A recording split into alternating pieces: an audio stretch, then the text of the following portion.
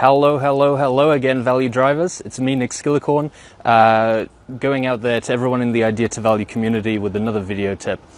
Today I want to talk about what are the top 5 things you can do to improve your creativity. Now, you'll hear me talk a lot about how creativity isn't actually fixed, how it's not something that you're destined to be born with, that it's something genetic. All the research actually tells us that it's something that can be improved over time because it's predominantly about the environment that we're brought up in, which is the nurture, rather than the nature of the genes that we are born with or how our brain's configured.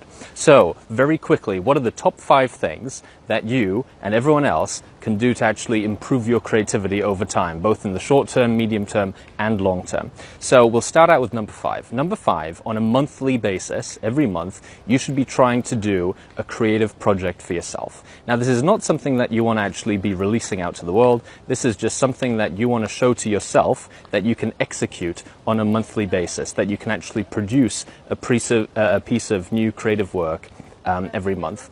And then next month, try something slightly different, maybe try a different style, or just try and improve your skills so that every month, once you've executed, once you've said, okay, I've delivered something this month, next month, try to do it a little bit better. And that's how you build your creative skills over time. Not only that, it helps you build your permission to actually go and execute on your creativity. So what about number 4? Number 4 is something you should be doing on a weekly basis. On a weekly basis, you should be making sure that you're going out there and getting new knowledge and new experiences.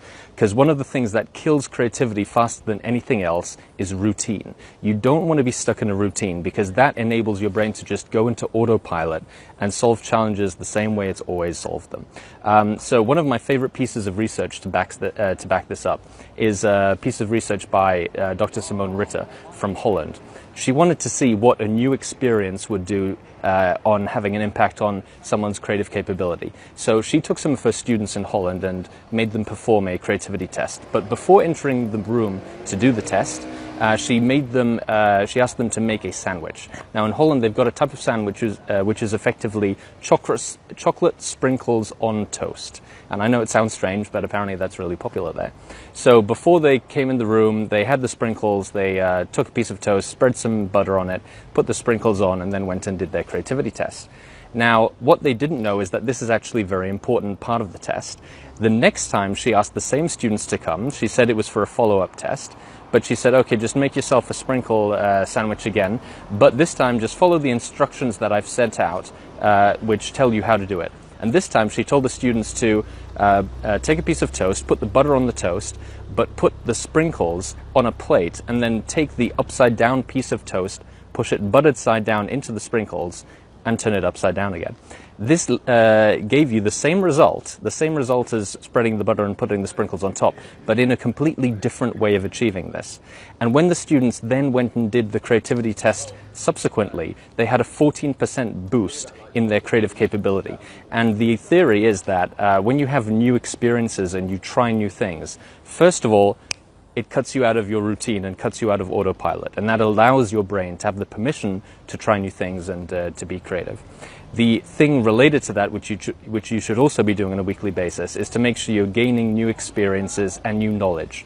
Because ideas are based on combinations of previous pieces of knowledge, previous seeds of information. So the more seeds of information you can gather, the more ways your brain can fit those together into new creative ideas.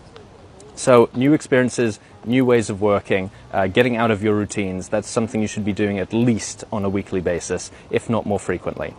The third thing, the number 3 thing you should be doing, is to make sure that every day you're making notes of what creative challenge you're actually trying to solve, and making a note of the idea that you're actually attempting to do that with. And what I mean by this is, if you have a challenge that you've been trying to solve for the past week or the past month and you just can't get over it, sometimes it's due to the fact that you're not actually focusing on executing. You're just doing busy work rather than being productive. So you set yourself the challenge and you write down an idea that you're going to try today. And you try that idea and you note down whether or not it worked. If it worked, great, then you've solved the challenge, you can go on to the next thing. But if it didn't work, then make sure tomorrow you try something different. And this way, every day you make a note of what hasn't worked. This gets you closer and closer to the solution which will ultimately work. It also makes you a lot more focused on being productive rather than just busy. So the number 2 thing that you should be doing out of the top 5 is every day you should be having at least 15 minutes worth of unfocused time. People often ask me why they have their best ideas when they're not at their desk, and the old saying that you have your best ideas in the shower, it's actually quite true.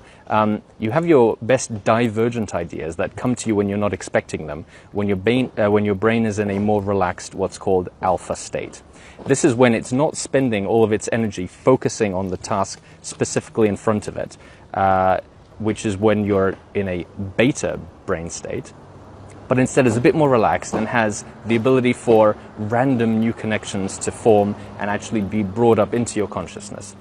And the best way to achieve this is to actually make sure that you have some time when you allow your brain to not be focused and to get out of this beta state, get into the alpha state. Now, one of the distractions that we have nowadays, which really prevents us from doing this, is screens. So unfocused time is when you're not focused on a screen like a smartphone, like a computer monitor, like a television, or even reading things like books, adverts, magazines, whatever that might be, not having conversations with anyone, because that takes your focus to focus on as well, and not even listening to things that have text or lyrics or spoken words in them.